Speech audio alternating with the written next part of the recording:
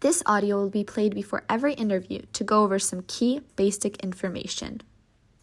Ukraine is a country in Eastern Europe. The capital of Ukraine is Kyiv. Ukraine has a very long history and rich culture.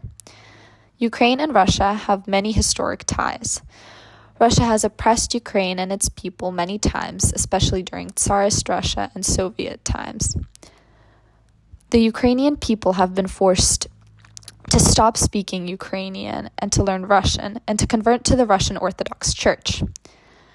This oppression is still shown in eastern Ukraine, the section of Ukraine that was closest to Russia, as more people speak Russian there and are more politically leaning towards Russian views. The war on Ukraine officially started in 2014 when Russia annexed Crimea and invaded Donbas, which is eastern Ukraine. In 2022, Russia launched a full-scale invasion of Ukraine, which is what is most commonly covered by media. Throughout this war, Russia has annexed territories, breaking international law and disrespecting international borders.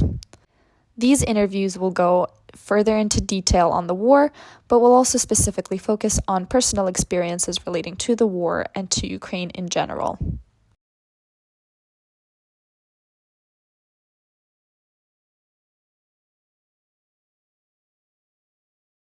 Первый вопрос просто, не возражайте, если бы вы могли бы представиться для записи.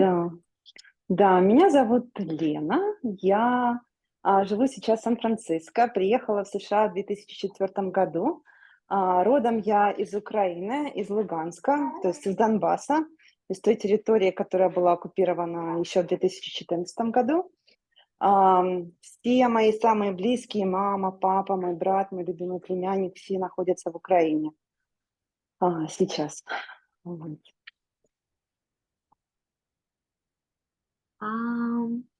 Значит, вы сказали, в 2004-м, да, приехали? Да, я приехала еще в 2004-м.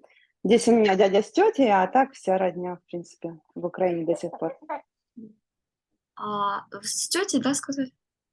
Приехали? Что? Вы с кем сказали приехали или мне послышалось? У меня здесь в США у меня только дядя и тетя. Тетя. В Калифорнии. Да, единственный как бы родной. Вы одна приехали тогда? Да, ну то есть к ним приехала, да. Да. Они тоже в Калифорнии или они где-то? Да, они тоже в Калифорнии, тоже из Украины. Дядя, то есть со мной из Луганска родом, а тетя из Киева. Живут в Сакраменто, да. Вы могли бы как бы описать, каково было уезжать из Украины раз? Когда что? Вы могли бы рассказать, каково это было уезжать из Украины? Каково выезжать из Украины? Ну, на тот момент, наоборот, я была очень как бы молодая, мне было 24 года, мне было, наоборот, интересно поехать в США.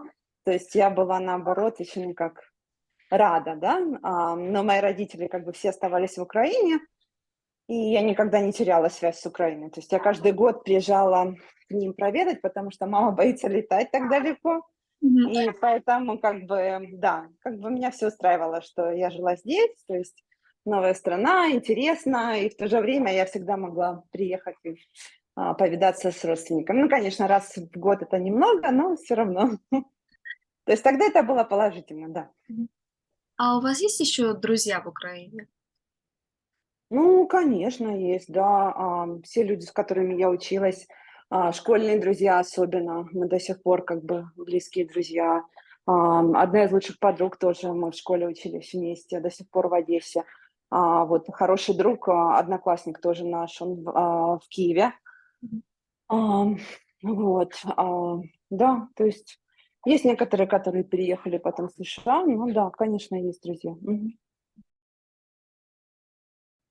Я проводила уже одно интервью с моей подружкой-беженкой. Я ее спрашивала про то, знают ли ее, сколько ее одноклассники и учителя знают про войну сейчас, ну, конкретно про то, что сейчас происходит.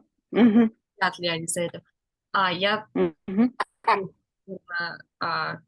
Люди вокруг больше, может быть, знают ее одноклассники, но вокруг вас, может быть, я не знаю, на работе или где-нибудь есть люди, которые тоже мало знают, потому что вас спрашивали. Ну да, конечно. То есть, все многие узнавали только из новостей, да, то есть, об Украине знали как бы смутно, но знали все, что я украинка. И, когда началась война, то есть было немножечко так неудобно, потому что для меня это был большой шок. Да, поэтому да, люди как бы знали практически все, кого я встречала на работе, да, все как бы знали, что что-то происходит. Насколько глубоко они знали, я, наверное, сказать не могу. А, но еще такая вещь, что со временем как бы все перестали спрашивать, только остались некоторые люди, которые постоянно меня спрашивали, иногда даже reached out to me, да, то есть, чтобы поговорить. А, а так как бы да. Я не знаю, я ответила на твой вопрос. Ты мне Я говоришь, я ответила. ушла в сторону. Спасибо большое. Ам, Насколько объективно, по вашему мнению, в американской прессе освещают войну? Насколько объективно? Ну, мне как бы сложно сказать, потому что я тоже здесь нахожусь, да. Смотря какая пресса. Мне кажется, есть вот, они сейчас, ну, как, есть объективные репортажи, ам, а есть, то есть я понимаю, что журнализм, он должен представлять, обе стороны, да, или как бы палитру мнений.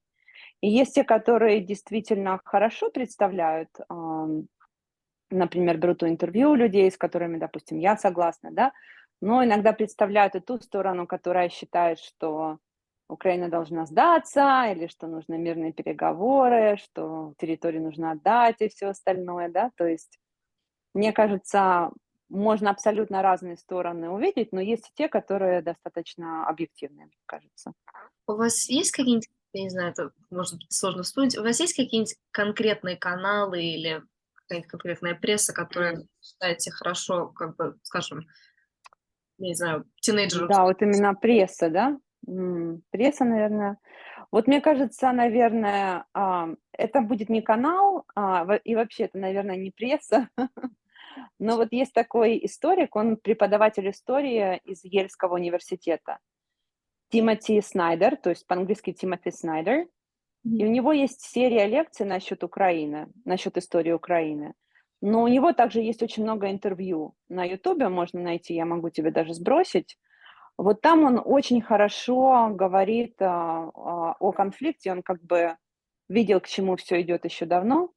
И вот он очень хорошо разъясняет именно с точки зрения вот тем людям, которые не украинцы, да, он очень хорошо объясняет как бы историю, чем Украина отличается, почему война началась, почему для Путина это так важно, да, Украину захватить или, раздавить, да.